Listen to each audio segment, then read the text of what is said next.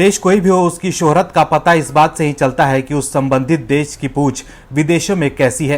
कांग्रेस के जमाने में हमारे देश को सांपों वाले देश के नाम से जानते थे, लेकिन पीएम मोदी के नेतृत्व में भारत को उस देश के रूप में जानते हैं जो चांद के उस हिस्से में उपग्रह भेज रहा है जहां अभी तक कोई भी विकसित देश पहुंच नहीं सका था। पीएम मोदी के नेतृत्व का असर इस बात से ही पता चलता है कि अमेरिका से लेकर रूस तक सब भारत में अपने लिए एक बेहतर उद्देश्य देखते हैं। पीएम मोदी के नेतृत्व में देश का डंका दुनिया में ऐसा बजा कि कांग्रेस पूरी तरह बौखला गई और G20 के आलीशान आयोजन की उम्मीद देखकर पीएम मोदी और मोदी सरकार पर G20 का राजनीतिकरण करने का आरोप लगा दिया। देश की सबसे पुरानी पार्टी कांग्रेस का रसातल पर जाने का सबसे बड़ा कारण यही है कि उसे अपने काम या दोष कभी नहीं दिखती, बस दूसरों की गलती दिखती रहती है। देश में पहली बार G20 का आयोजन होने जा रहा है। दुनिया भर के लोगों की नज़र भारत पर टिकी हुई है, लेकिन कांग्रेस पार्टी G20 के आयोजन पर भी ओछी राजनीति कर रही है। पीएम मोदी के कार्यकाल में दुनिया भारत की बढ़ती ताकत को देखने वाली है और देश के लोग गौरवान्वित महसूस कर रहे हैं, लेकिन कांग्रेस को मिर्ची लग रही है।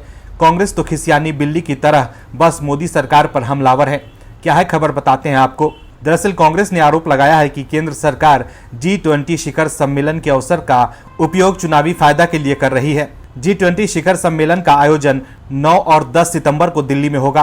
कांग्रेस महासचिव जयराम रमेश ने एक्स पर पोस्ट कर लिखा कि G20 का गठन 1999 में हुआ था। 19 देश और यूरोपियन संघ इसके सदस्य हैं। इसके गठन से लेकर अब तक बारी बारी से 17 देशों में G20 शिखर सम्मेलन आयोजित हुआ है। अब भारत का नंबर है, लेकिन यहाँ इसे लेकर जिस तरह का चुनावी अभियान चलाया जा रहा है और माहौल बनाने की कोशिश की जा रही है, वैसा किसी भी दूसरे देश में नहीं हुआ। जयराम रमेश ने दावा किया कि वास्तव में ऐसा इसलिए किया जा रहा है ताकि लोगों के जरूरी मुद्दे से ध्यान भटकाया जा सके। जयराम रमेश ने कहा कि हमें याद रखना चाहिए कि इस नई दिल्ली में 1983 में 100 से अधिक देशों का गुटनिरपेक्ष शिखर सम्मेलन और उसके बाद राष्ट्रमंडल देशों का शिखर सम्मेलन सफलतापूर्वक आयोजित हो चुका है, लेकिन तब की सरकार ने चुनावी फायदे के लिए उन मौकों का इस्तेमाल नहीं किया। जयराम रमेश ने यह भी कहा कि फिर मुझे लाल कृष्ण आडवाणी की वो बात याद आ रही है। 5 अप्रैल 2014 को उन्होंने नरेंद्र मोदी को एक शानदार इवेंट मैनेजर बताया था।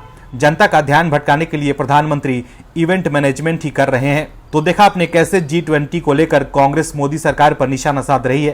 कांग्रेस को इस वक्त G20 के आयोजन पर केंद्र सरकार के साथ कदम से कदम मिलाकर चलना चाहिए और विपक्ष के तौर पर सकारात्मक भूमिका निभाना चाहिए, क्योंकि यह देश का मामला है।